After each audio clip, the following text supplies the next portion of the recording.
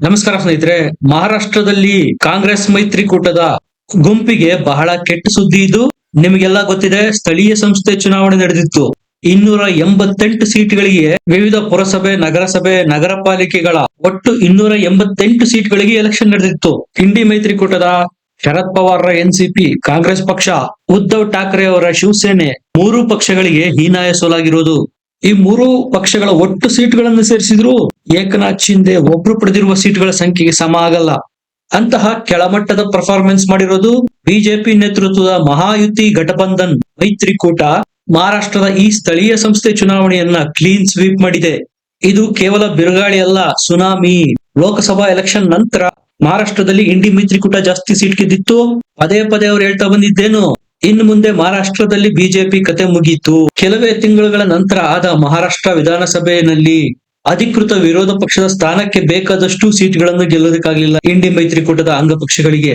Sanjay Rawat, Uddhav Shiv Sena election ಅಲ್ಲಿ ಸೋತ್ರು. ಉತ್ತರ ಕುಮಾರ್ನ ಪೌರುಷದ ರೀತಿ ಪದೇ ಪದೇ ಕಮೆಂಟ್ ಗಳನ್ನ ಮಾಡ್ತಾ ಇದ್ರು. ಒಂದು ಫ್ಲೋ ನಲ್ಲಿ ಗೆದ್ದಿದೆ ಬಿಜೆಪಿ.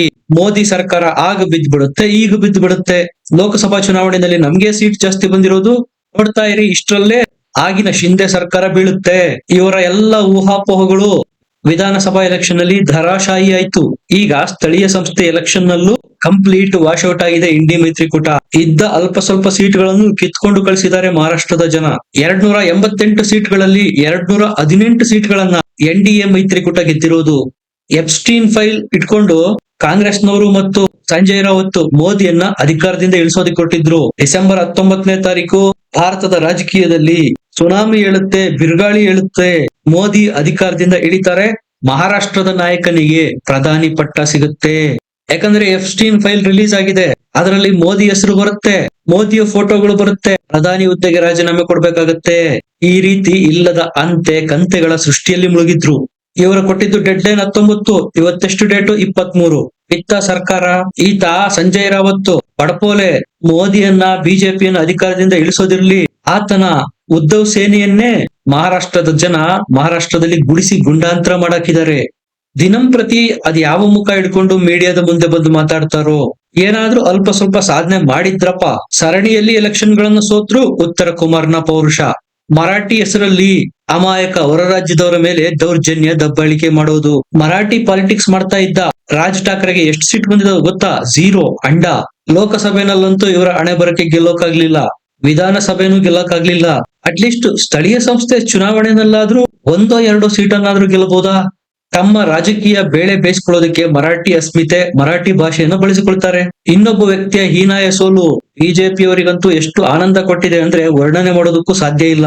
ಅದು ಉದ್ಧವ್ ಠಾಕ್ರೆ ಮತ್ತು ಅವರ ಮಗ ಆದಿತ್ಯ ಠಾಕ್ರೆ ಮುನ್ನಡೆಸುವ ಯುಬಿಟಿ ಶಿವಸೇನೆಗಾಗಿರ್ತಕ್ಕಂತಹ ಹೀನಾಯ ಹಿನ್ನಡೆ ಇದೇ ಸ್ಥಳೀಯ ಸಂಸ್ಥೆ ಚುನಾವಣೆಯಲ್ಲಿ.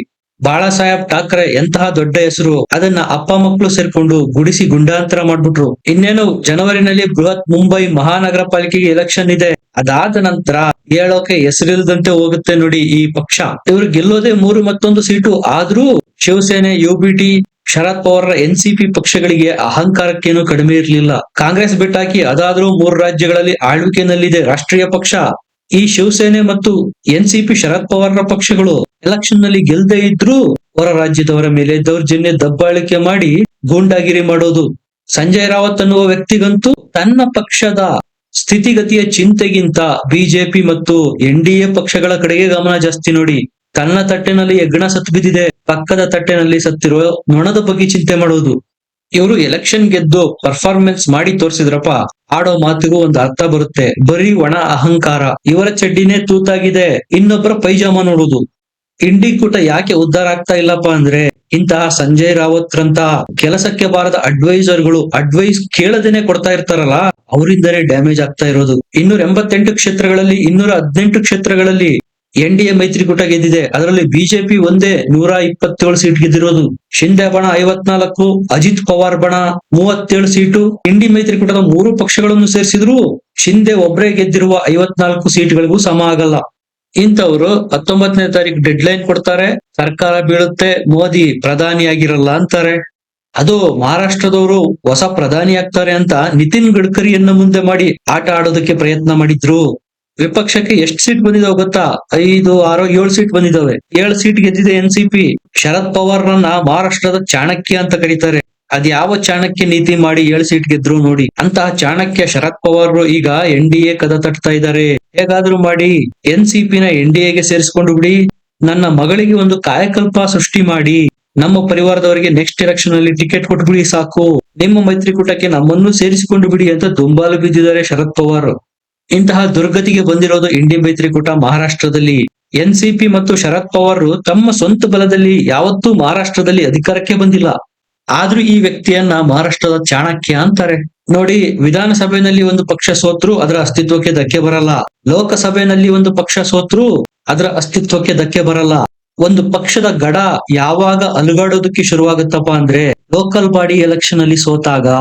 ಬೇರೆ ಭದ್ರ ಇಲ್ಲ ಅಂದ್ಮೇಲೆ ವಿಧಾನಸಭಾ ಎಲೆಕ್ಷನ್ ನ ಗೆಲ್ಲೋದಕ್ಕಾದ್ರೂ ಸಾಧ್ಯನಾ? ಲೋಕಸಭೆ ಅಂತೂ ಗಗನ ಕುಸುಮ ಆಗೋಗ್ಬಿಡುತ್ತೆ.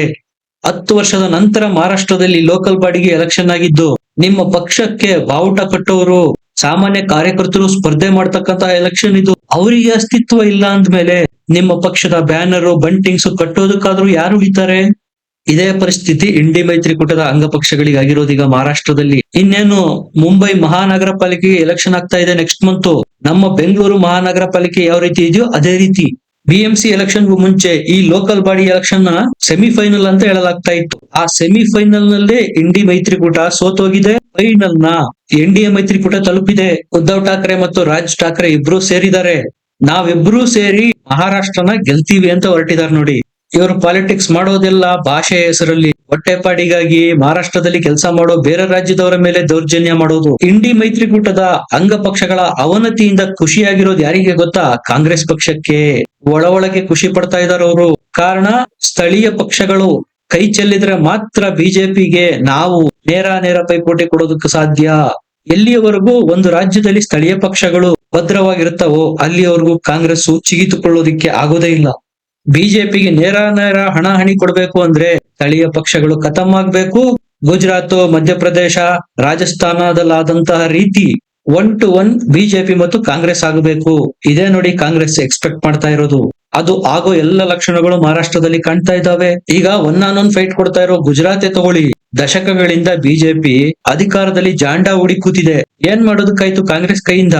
ಇಷ್ಟೊತ್ತಿಗೆ ಇವರು ಅದೆಷ್ಟು ಬಾರಿ ಸರ್ಕಾರ ಬೀಳ್ಸಿದಾರೋ ಏನೋ. ಮೋದಿ ಪ್ರಧಾನಿ ಹುದ್ದೆಯಿಂದ ಈಗಿಳಿತಾರೆ ಆಗಿಳಿತಾರೆ. ಅಮಿತ್ ಶಾಗೂ ಯೋಗಿಗೂ ಆಗಿ ಬರೋದಿಲ್ಲ. ಯೋಗಿಯನ್ನ ಕಂಟ್ರೋಲ್ ಮಾಡ್ತಾ ಇದ್ದಾರೆ. ನಂಬರ್ 2 ಪೊಸಿಷನ್ಗಾಗಿ ಬಿಜೆಪಿನಲ್ಲಿ ಗುದ್ದಾಟ ಶುರುವಾಗಿದೆ. ಇಷ್ಟೆಲ್ಲ ಇವರು ಆಡಳಿತ ಪಕ್ಷದ ಬಗ್ಗೆ ಚಿಂತೆ ಮಾಡೋ ಬದಲು ಸ್ವಾಹಿತಾಸಕ್ತಿಯ ಬಗ್ಗೆ ಚಿಂತೆ ಮಾಡೋದಕ್ಕೆ ಶುರು ಮಾಡಿದ್ರೆ ಇಷ್ಟೊತ್ತಿಗೆ ಕಾಯಕಲ್ಪ ಸಿಗ್ತಾ ಇತ್ತೋ ಏನೋ. ಸೋತ ನಂತರ EVM ಅನ್ನೋರು EVM ಇಂದ ಏನು ಆಗಲ್ಲ ಅಂತ ಗೊತ್ತಾಯ್ತು. ನಂತರ ಚುನಾವಣಾ ಆಯೋಗದ ಮೇಲೆ ಆರೋಪ ಮಾಡಿದ್ರು, ಅದು ವರ್ಕೌಟ್ ಆಗ್ಲಿಲ್ಲ.